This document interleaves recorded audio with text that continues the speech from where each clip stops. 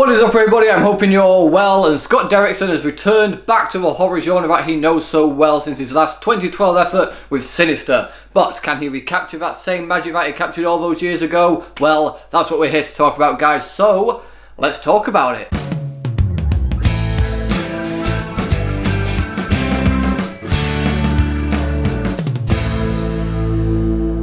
The Black Phone. So the Black Phone centres on a small town being terrorised by a kidnapper known as the Grabber, and when young 13-year-old Finney is the next to be taken by this psychopath, he finds himself in a dark basement in a desperate fight for survival. Aided only by a mysteriously disconnected Black Phone in which he can hear the voices of previous victims who are determined to make sure the Grabber's reign of terror comes to an end with Finney. And when I heard there was a new horror movie coming out that was going to be directed by Scott Derrickson and starring Ethan Hawke, I was immediately on board for this film. I'm a huge fan of the 2012 Sinister movie that he directed. It's one of my favourite horror movies of its release year. I also think that the Exorcism of Emily Rose is incredibly underrated. If you guys haven't checked that out yet, I do highly recommend you do so. And once again, Derrickson brings his keen eye for horror and unique directing style to a movie that is incredibly unsettling and also packs some genuine scares in there. Unlike other Hollywood horror blockbusters, this movie doesn't just cram jump scares in every 10 minutes. They take their time to build up and genuinely feel earned when they do happen. There aren't many outright jump scares in this movie, as it relies on its unsettling atmosphere to build the tension and make you feel on edge. But it does also sprinkle in some well-earned scares, with one in particular that generally made me jolt in my seat. Aided by a genuinely spine-chilling performance by Ethan Hawke, who is just absolutely fantastic in this movie. He really gives his all to this role. This movie doesn't need to rely on jump scares when it has a character that can genuinely get under your skin and make you feel uneasy. This movie tackles very real and very scary themes of kidnapping and domestic abuse that make you feel genuinely uncomfortable throughout the runtime. And Hawke's performance is made all the better by a genuinely convincing performance by Mason Thames, I believe is how you pronounce his name, who plays the young boy Finney in this film. Not only is he able to portray a very likeable character, but the way he portrays genuine fear when around Hawke's character just makes his character even more of an intimidating presence. And Thames did an incredible job of holding his own when in a scene with Ethan Hawke. I thought he was great in this film. As does Madeline McGraw, again I believe is how you pronounce her name, who plays Gwen in this movie, the sister to Finney. She is incredibly charismatic in this movie and genuinely funny as well. She provides a good few of the laughs in this movie, and while there's not many laughs to be had, obviously it's a very dark, gritty film, she's able to blend the somber tone of this movie with some genuinely well-timed comedic moments that it just makes her performance all the better and makes her character all the more likeable. Without giving too much away, it is very clear that Finney and Gwen do come from a very damaged and broken family, and so seeing their connection as brother and sister as strong as it is generally helps you root for the characters even more. And when you have a pair of protagonists that you can root for and get behind and an antagonist that you can despise, it makes the movie even more enjoyable. It's able to set the stakes for that film, build up on that tension and leave you guessing towards the very end. There's also something interesting that they do with Gwen's character that I actually thought was really cool. That tension is amped up even more by a genuinely haunting score by Mike Corvin, who is genuinely able to pull you to the edge of your seat. And jumping back to Hawke's character, I generally found him incredibly compelling. I also loved the idea that these masks that he had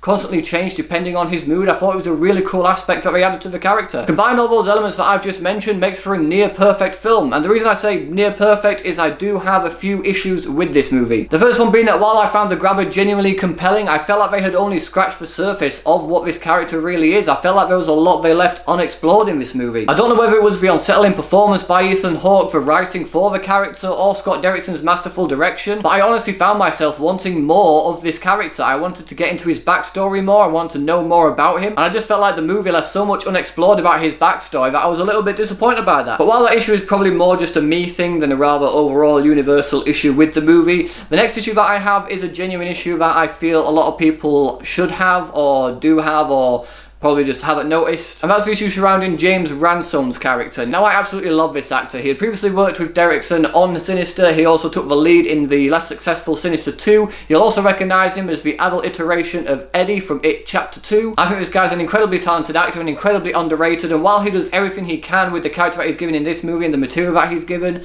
I do feel like his character doesn't service the plot in any meaningful way. I honestly feel like his character could have been cut out of this entire movie and it would have made no real difference to the overall plot. His character is purely there to help build tension in one particular scene that is already so tension-filled that it doesn't really add anything. And that does hurt me to say, because Ransone is an incredible actor. Like I said, I think he's very underrated, and he does do a good job in the movie in terms of performance. I just feel like his character was very unnecessary in this film. That being said, overall, I absolutely loved this movie, and if you are a fan of Scott Derrickson's previous works, I do highly recommend checking it out. It balances an unsettlingly tense atmosphere with some genuine scares, bolstered by some great performances, a chilling score, and masterful direction by Derrickson, who generally feels back at home in a genre he loves. And so, for all those reasons, I'm going to give The Black Phone 4 stars.